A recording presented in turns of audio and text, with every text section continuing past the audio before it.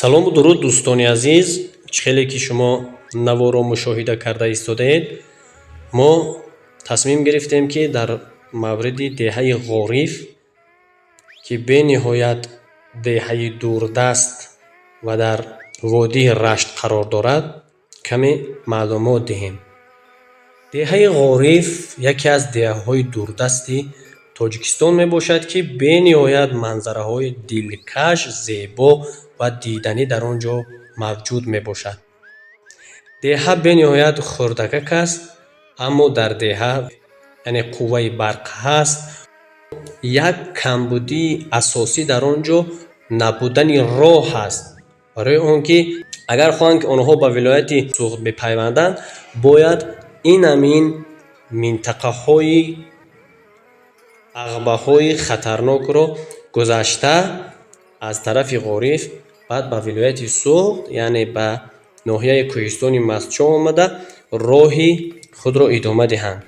ягона роҳе ки онҳоро ба кӯҳистони Мастчоҳ мепайвандад, ин ағбаи Пакшиф мебошад.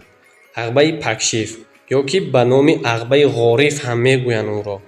дигар роҳҳо ҳам ҳаст, дигар ағбаҳо ҳам ҳаст. масалан, як ағбаи дигар доранд ки ба деҳаи Палдорак онҳоро мепайвандад. ҳозир чуноне ки шумо дар навор дида истодаед, ин ағбаи Пакшиф аст. зиёда аз 22,000 мол тавассути ҳамин ағба гузашта, деҳаи Ғориф қати гузашта ба ҷоҳҳои, яъне ки бояд ҳамон молҳои худро ба чаро гиранд, рафта мерасанд. мардуми деҳаи Ғориф дар дигар ноҳияҳо ҳам зиндагӣ мекунанд. онҳо ҳоло ҳам дар ноҳияи Қабодиён зиндагӣ мекунанд, дар шаҳри Туз зиндагӣ мекунанд ва қисмате аз онҳо дар ноҳияи Зафаробод зиндагӣ мекунанд ва бениҳоят мардуми заҳматкаш, заҳматталаб ва ҷасурам ҳастанд. бисёри меҳмонҳое ки худи ҳамин чӯпонҳое ки тавассути ҳамин ағбаҳо мегузаранду ба деҳаи Ғориф мераванд, меҳмон мешаванд ва онҳоро меҳмонӣ мекунанд. якчанд сол пеш дар деҳаи Ғориф қувваи барқ набуд, яъне гес надоштанд, нерӯгоҳ надоштанд, аммо хушбахтона якчанд сол мешавад ки ба барқ таъмин ҳастанд.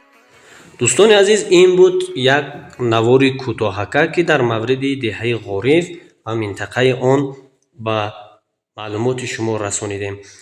ба навори мо фикрҳои худро бинависед ва тугмаи лайкро барои пахш шудани ин минтақаи зебои Тоҷикистон ҳатман пахш намоед. дӯстони азиз, бо мо бошед ва канали мо обуна шуданро фаромӯш насозед. боқӣ саломату сарбаланд бошед.